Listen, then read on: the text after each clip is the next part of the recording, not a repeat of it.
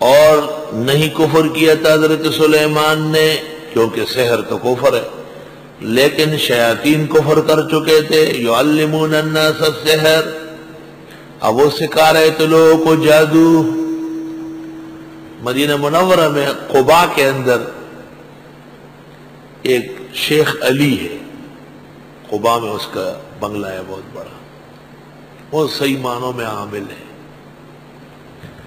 جب سعودی حکومت کا فیصلہ ہوا کہ حنبلی مذہب میں سحر کفر ہے، تو انہوں نے جادو، ٹوٹکا، تعویذ، پیر سارے گرفتار کر دیے، سب کو گرفتار کیا۔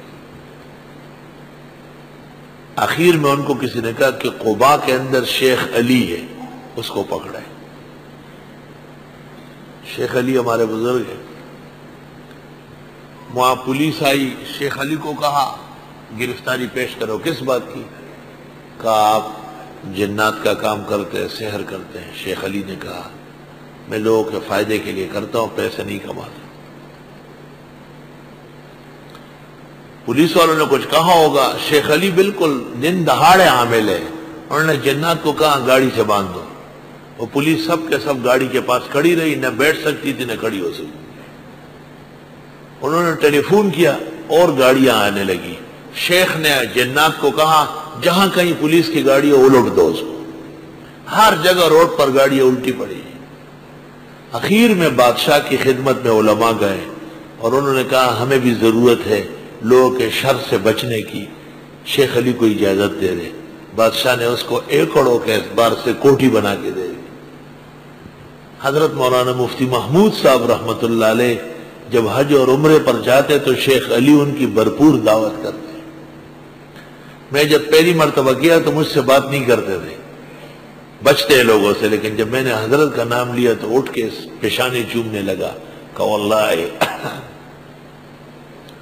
مفتی صاحب کی کرامات اور فیوز کے زبردست قائل ہے کہ واللہ شیخ کان کبیرا فی العلم والعمل، واللہ شیخ کان کبیرا نحن نقتدی بہ فی الدنیا والآخرہ، وہ ہمارے مقتدات ہے دنیا و آخرت۔ شیخ علی قبائی کہتے ہیں۔ یہ سکھاتے تھے لوگوں کو سحر شیاطین۔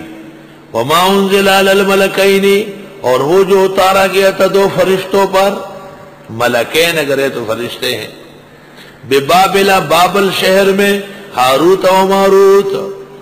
ایک تو جنات سحر سکھاتے تھے لوگوں کو، دوسرے دو فرشتے آئے تھے بابل شہر میں، ایک کا نام ہاروت تھا دوسرے کا نام ماروت ہے۔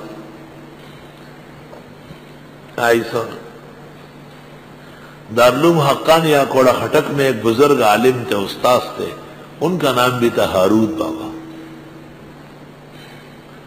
وما يعلمان من احد، اور نہیں سکھاتے تھے ہاروت ماروت کسی کو، حتی یقولا، یہاں تک کہ کہہ دیتے انما نحن فتنۃ، بے شک ہم تو آزمائش کے طور پر آئے ہیں، فلا تکفر، تم نہ سیکھنا، کفر کر گئے۔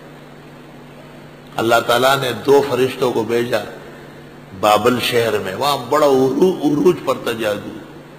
انہوں نے آ کے لوگوں کو اعلان کیا کہ اے لوگوں سحر سے توبہ کرو، چھوڑو، پھر بھی کوئی سیکھتا ہے تو آؤ ہم سکھاتے ہیں، جنات سے نہ سیکھو، ہمیشہ کے لیے ختم ہو جاؤ۔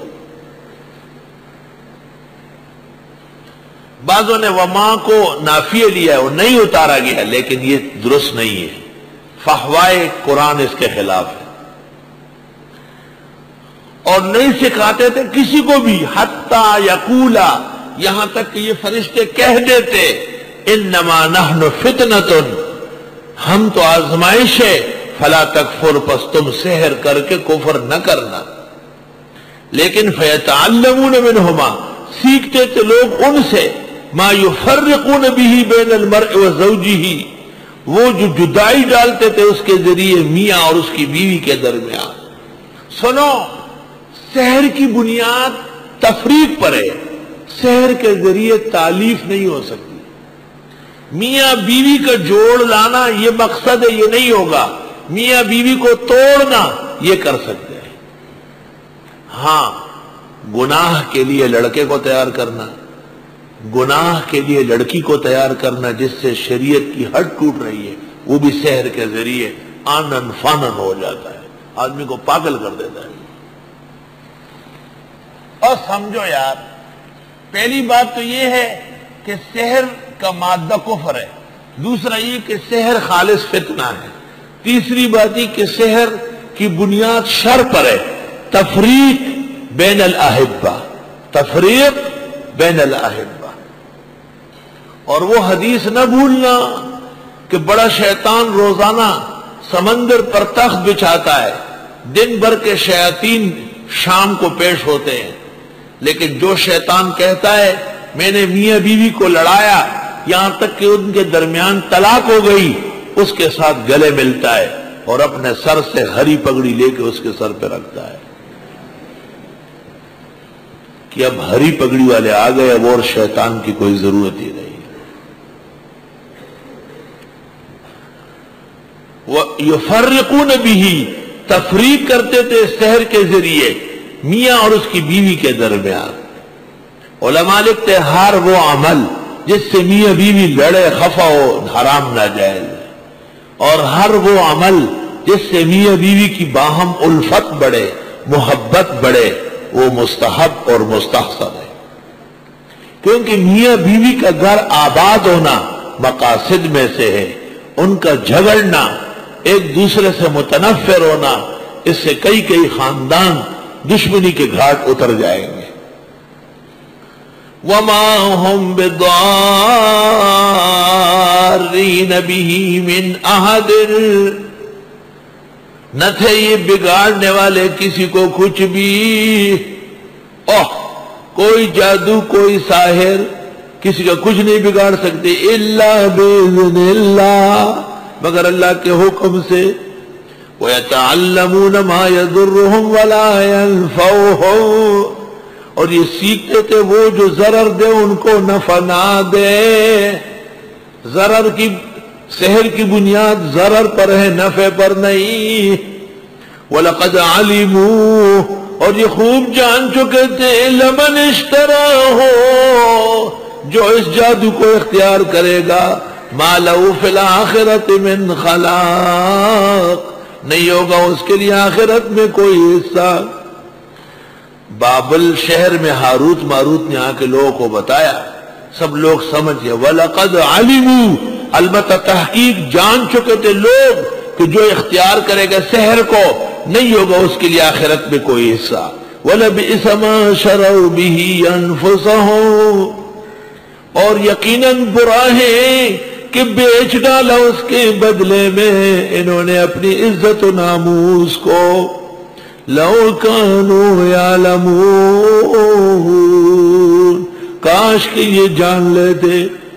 پھر فرمایا لَقَدْ عَلِمُوا، اور پھر فرمایا لَوْ كَانُوا يَعْلَمُونَ، بظاہر تعارض ہے، جواب۔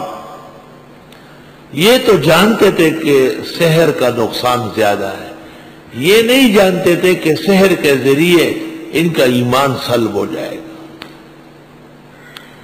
وَلَقَدْ عَلِمُوا لَمَنِ اشْتَرَاهُ، خوب جانتے تھے کہ جس نے سحر کو اختیار کیا، مَا لَهُ فِي الْآخِرَةِ مِنْ خَلَاقٍ، اس کا آخرت میں کوئی حصہ نہیں ہوگا۔ یہ تو عقیدہ ہے، لیکن عمل کے طور پر باز نہیں آتے تھے۔ لَوْ كَانُوا يَعْلَمُونَ وَلَبِئْسَ مَا شَرَوْا بِهِ أَنفُسَهُمْ، کیا برا تھا جو بیچتے تھے اس کے بدلے میں اپنی عزت و ناموس۔ لَوْ كَانُوا يَعْلَمُونَ، کاش کے جان لیتے۔ اب سوال یہ ہے، سحر، جادو، ٹوٹکا ایک کرتب ہے دنیا کمانے کا، فرمایا ضرورت نہیں ہے۔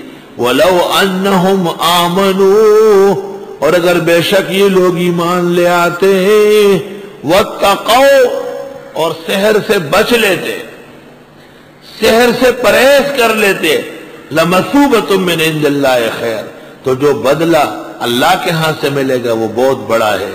لَوْ كَانُوا يَعْلَمُونَ، کاش کہ یہ جان لیتے۔ وقفہ کر لو۔